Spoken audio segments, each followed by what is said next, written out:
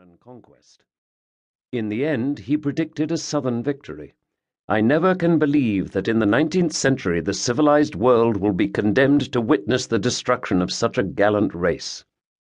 By the time of the book's printing, as the tide of war turned against the Confederacy, it was surely viewed as a ray of hope by Southern readers as the stars of their rebel flag dimmed. Fremantle went on with his distinguished career, promoted to Major General in 1881 and serving in the Sudan against the Mahdist uprising, where he saw action at the Battle of Tamai in 1884.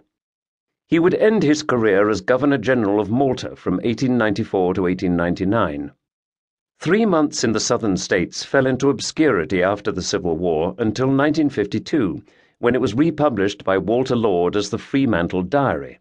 The now famous Englishman was portrayed twice more in the following years, as a key protagonist of Michael Shara's Pulitzer Prize-winning novel The Killer Angels in 1974, and in the book's 1993 film adaptation in Gettysburg, with Fremantle's role superbly acted by James Lancaster.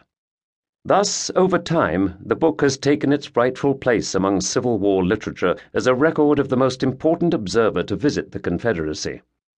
Perhaps the greatest praise of Fremantle and his remarkable account comes from the eminent Southern historian Douglas Southall Freeman, who noted, "A more dignified picture of the Confederate cause could not have been presented." Preface. At the outbreak of the American War, in common with many of my countrymen, I felt very indifferent as to which side might win. But if I had any bias, my sympathies were rather in favor of the North, on account of the dislike which an Englishman naturally feels at the idea of slavery.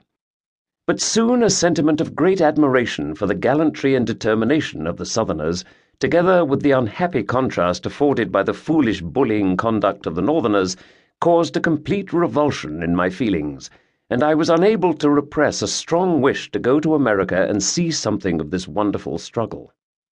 Having successfully accomplished my design, I returned to England and found amongst all my friends an extreme desire to know the truth of what was going on in the South, for, in consequence of the blockade, the truth can with difficulty be arrived at, as intelligence coming mainly through northern sources is not believed, and, in fact, nowhere is the ignorance of what is passing in the South more profound than it is in the northern states.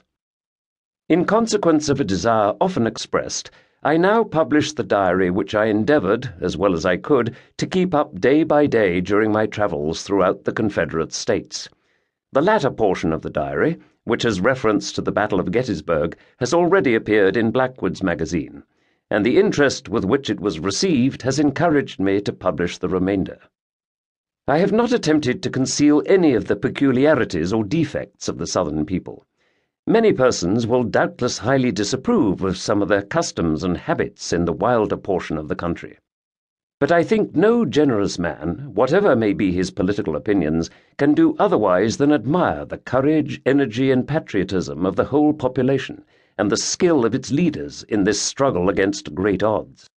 And I am also of the opinion that many will agree with me in thinking that a people in which all ranks and both sexes display a unanimity and a heroism which can never have been surpassed in the history of the world is destined, sooner or later, to become a great and independent nation. 3 months in the Southern States, April, May, June, 1863. 2nd March, 1863. I left England in the Royal Mail steamer Attired and arrived at St. Thomas on the 17th. 22nd March. Anchored at Havana at 6:15 a.m., where I fell in with my old friend H.M.'s frigate Immortalite. Captain Hancock not only volunteered to take me as his guest to Matamoros, but also to take a Texan merchant whose acquaintance I had made in the Attired. This gentleman's name is McCarthy. He is of Irish birth, an excellent fellow and a good companion, and when he understood my wish to see the South, he had most good-naturedly volunteered to pilot me over part of the Texan deserts. I owe much to Captain Hancock's kindness. 23rd March. Left Havana in HMS Immortalite at 11 a.m. Knocked off steam when outside the harbour. 1st April. Anchored at 8:30.